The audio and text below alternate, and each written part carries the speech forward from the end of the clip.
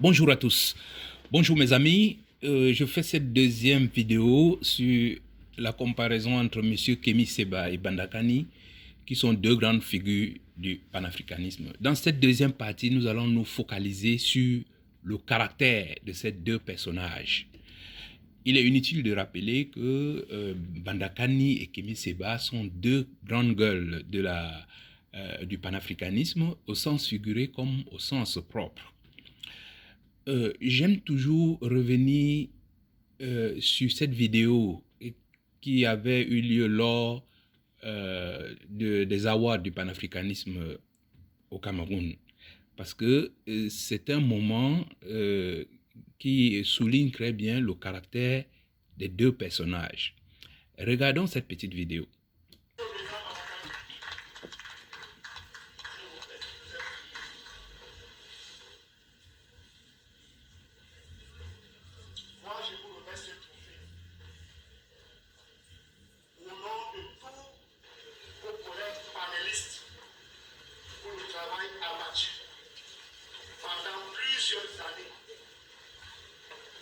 Soyez-en grandement remerciés, président Badakani.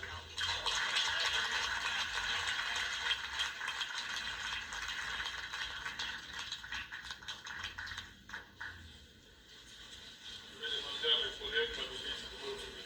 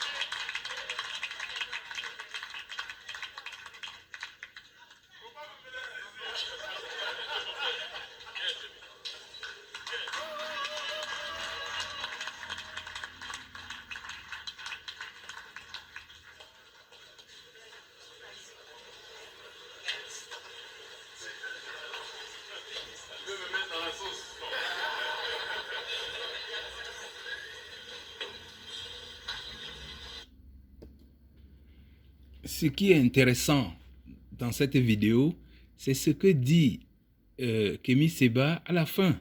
Il veut me mettre dans la sauce. C'est pour cette raison qu'on va dire qu'il y a eu un clash entre Kémy Séba et Bandakani. Mais en réalité, qu'est-ce qu'on a vu? On a vu un Kémy Séba qui est monté sur la scène contre sa propre volonté. C'est tout simplement par respect pour cet aîné qu'il est monté sur la scène.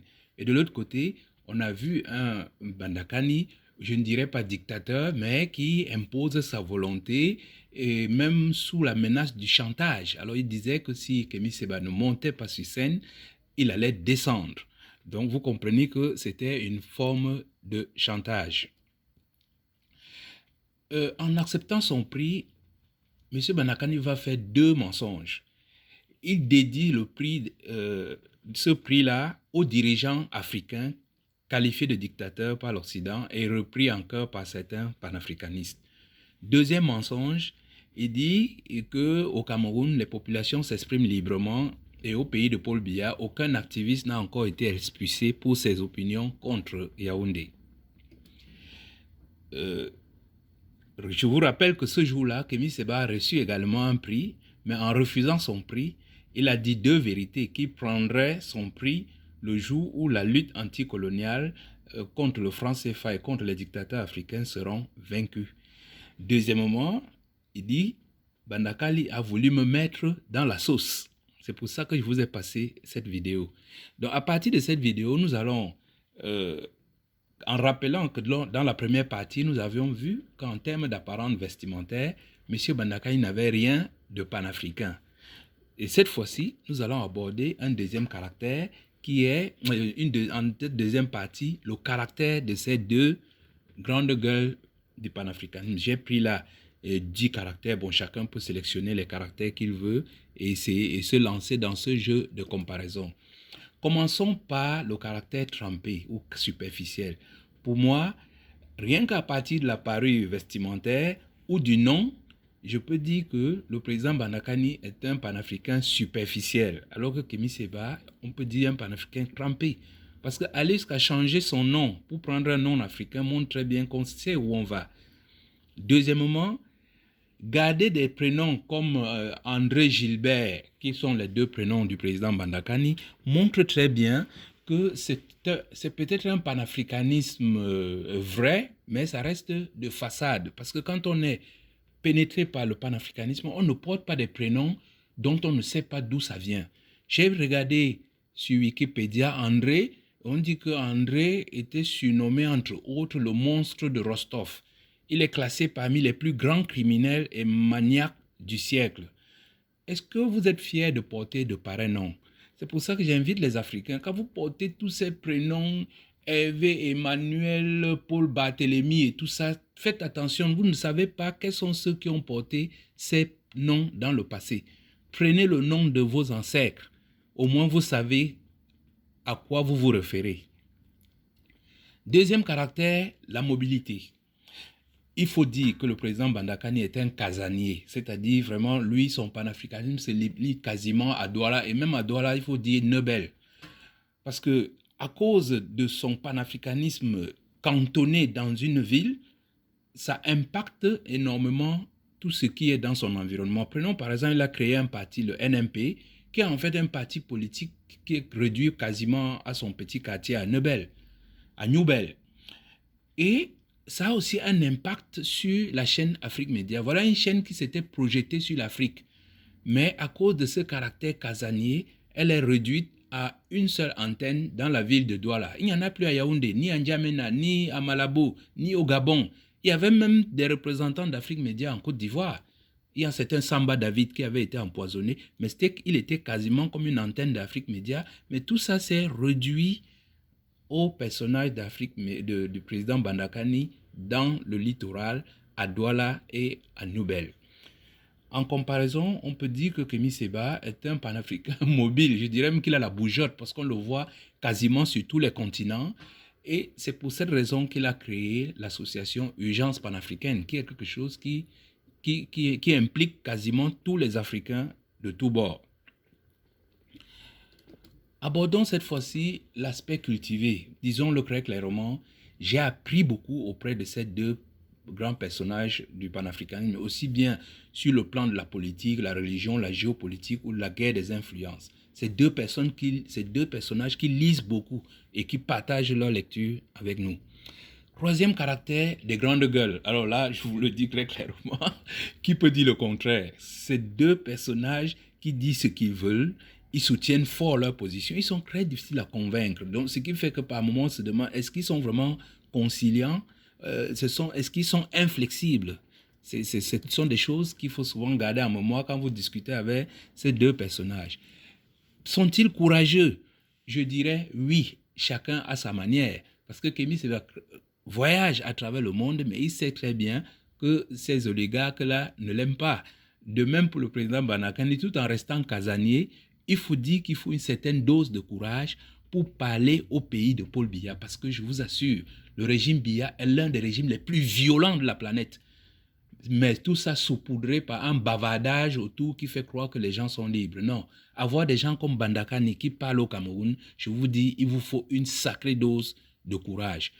Mais allons au-delà pour dire que ce n'est pas qu'un courage, c'est aussi de très très bons calculateurs, c'est des bons stratèges.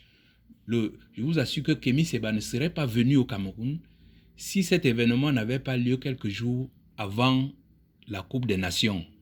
Parce qu'il savait que venir au Cameroun, lui qui a traité Paul Biya de Messi, comment il appelle ça, de Lionel Messi, du trafic des élections, il n'aurait jamais pu mettre pied au Cameroun.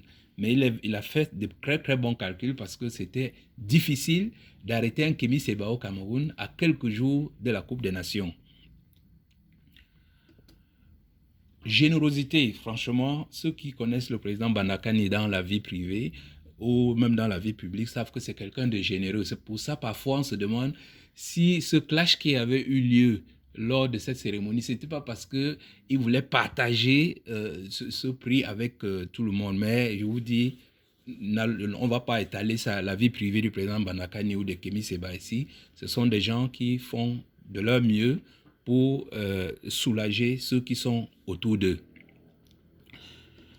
Dictateur, alors là, pour moi, la scène que je vous ai montrée, la montre que le président Banakani a quelques caractères dictateurs. Est-ce que Kémy Séba a les mêmes caractères? Je crois probablement oui, parce que je vous dis, c'est très difficile de convaincre ces deux personnes. Ils sont quasiment inflexibles. Donc, quand je dis dictateur ici, c'est un peu au sens de Mobutu. Ça, j'avais dit, ce pas des gens qui dictent vraiment des choses, mais c'est juste des gens qui s'accrochent sur des positions, enfin, des attitudes un peu tyranniques. Alors, véracité et mensonge. Quand je compare ces deux, l'un d'eux, qui est M. Bandakani, je ne dirais pas qu'il est un menteur, comme le disait le président Gbagbo vis-à-vis de Alassane Ouattara. Non, je dirais plutôt qu'il est un baratineur. C'est-à-dire que dit que Biya est un panafricain ou que Bibou Nissa a été emprisonné parce qu'il a commis une erreur, c'est pour moi, ce sont, je ne dirais pas des mensonges, mais vraiment ce sont des très très grands raccourcis. De même, mettre dans le même sac Sankara et Biya, c'est vraiment faire du biaïsme. Parce que n'oubliez pas, Biya est un homme qui a mis Oumniobé et Aïdjo. C'est-à-dire que Oumniobé combattait les Français et Aïdjo soutenait les Français, mais Biya a réussi à mettre ces deux personnes dans le même sac. Donc moi, je ne crois pas que Kémy Séba fera cette erreur un jour. C'est pour ça qu'il met tous ces dictateurs tous dans le même sac. Alors que M. Bandakani fait du deux poids, deux mesures. Donc ce qui met un peu en doute parfois son réel panafricanisme. Neuvième caractère, le caractère ténébreux. Franchement, il faut l'admettre. Le président Bandakani est un homme ténébreux, et je dirais même sans fierté. Mais ça, je le dis entre guillemets, pour une simple raison, parce que je vous ai dit, il vit dans la tanière du tyran. Donc, on ne peut pas vraiment être objectif dans ce qualificatif. Contrairement à ce que fait Kémy Séba, qui est très correct, il ne crée pas de parti politique parce qu'il ne veut pas conquérir un pouvoir. Donc, il a créé une association. Alors que le président Bandakani, il crée un parti. Et il dit qu'il est de l'opposition. Mais aux élections, il met la tenue du RDPC. Il va soutenir. Mais prenez une carte du RDPC, président Bandakani. Vous ne pouvez pas mettre la tenue d'un autre parti et dire que vous avez votre parti, vous êtes parti et vous êtes même de l'opposition. Non, ça c'est flou. C'est extrêmement flou. D'ailleurs, j'ai mis un paragraphe sur cet aspect-là. Je ne sais pas si c'est flou ou si c'est manque de rigueur, mais vraiment, je vous dis, Kémy Séba ne soutiendra jamais un dictateur. Il ne soutiendra jamais un de ces tyrans qui torturent les Africains. Alors que le président Bandakani a cette tendance à tirer sur M. Ouattara, mais tout en épargnant Paul Biya. Or, Paul Biya et Ouattara sont deux entités programmées pour être les capitaines de ces deux pays qui gèrent les deux zones d'influence de la France, c'est-à-dire la Côte d'Ivoire et la Côte des Crevettes. Donc, c'est vraiment flou cette attitude du président Bandakani. Mais encore une fois de plus, j'ai dit c'est entre guillemets parce que, n'oubliez pas, le président Bandakani est dans un pays où la violence est inouïe. Donc, ceci conclut donc cette vidéo sur le caractère de ces deux grandes gueules du panafricanisme moderne. Prochainement, dans une troisième partie, je vais vous détailler un peu le panafricanisme selon Kémy Séba ou selon Bandakani. Je vous remercie de m'avoir écouté. À bientôt.